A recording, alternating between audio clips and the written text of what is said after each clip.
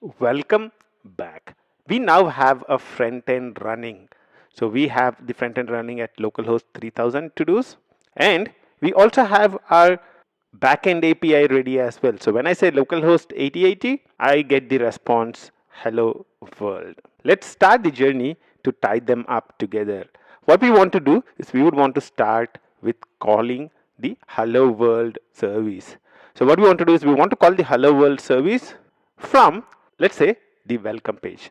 So over here what we'll do is we'll add a simple message and we'll add a button, and on the click of the button we would want to call the hello world service. Let's start with the preparation in this step. So let's add a piece of text and a button in here.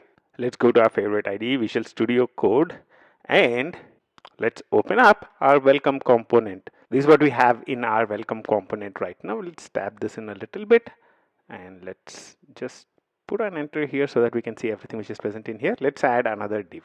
So I'll add another div container, and over here I'll add the text. Click here to get a customized welcome message. Let's not worry about the exact text. Some text, and over here I would want to add a button. So on the click of the button, what we would want to do? We would want to call the hello world service. For now, I'll just say retrieve welcome message, and this is present in this class, so I need to say this dot retrieve message, and I would want, this is JavaScript code, we would need to put it in braces. So that's what we'll do, and over here let's put the text get welcome message. Cool. Let's save this, go to our UI. This is what we see, get welcome message.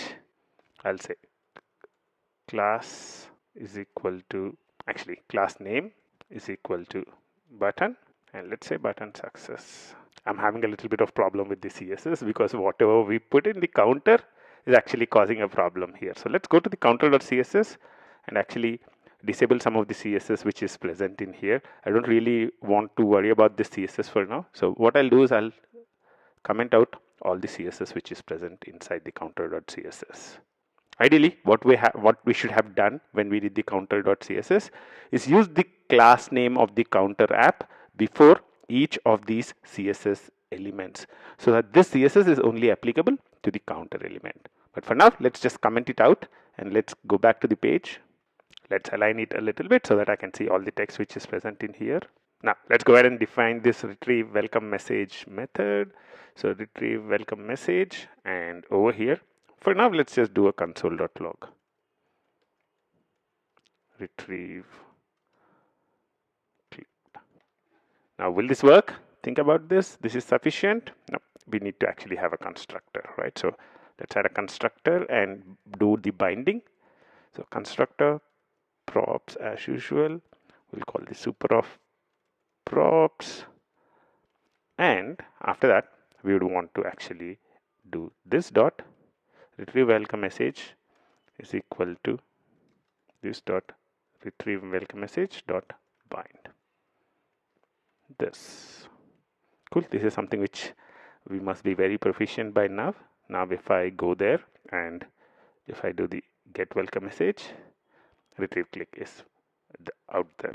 So what we did in this specific step until now is we actually added this message, we added the button, and we see retrieve clicked. What we actually want to do is we would want to call this service which is exposed from the backend. We would want to call localhost 8080 hello world, and we would want to see the response back and show it as a message down here.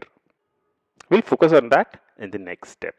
One of the things that I see here is a lot of warnings.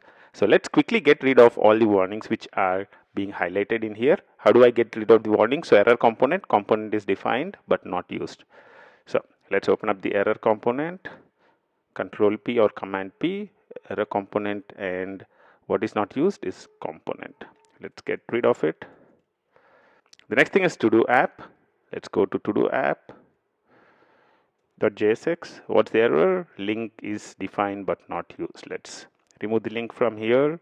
The counter.jsx one is a little interesting. It says on line 59 uses constructor. I was actually coming here and looking at this and I was confused. Oops, this constructor is used. But actually it's talking about the constructor in here. So this is kind of the default constructor which would be anyway provided. So even if I don't provide this, this would be actually provided by counter button.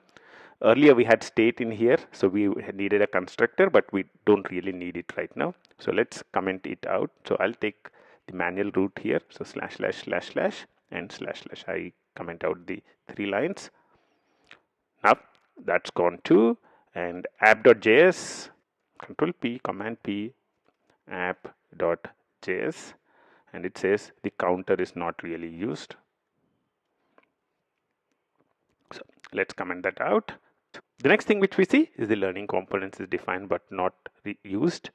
And I go to the app.js, we have learning components down here.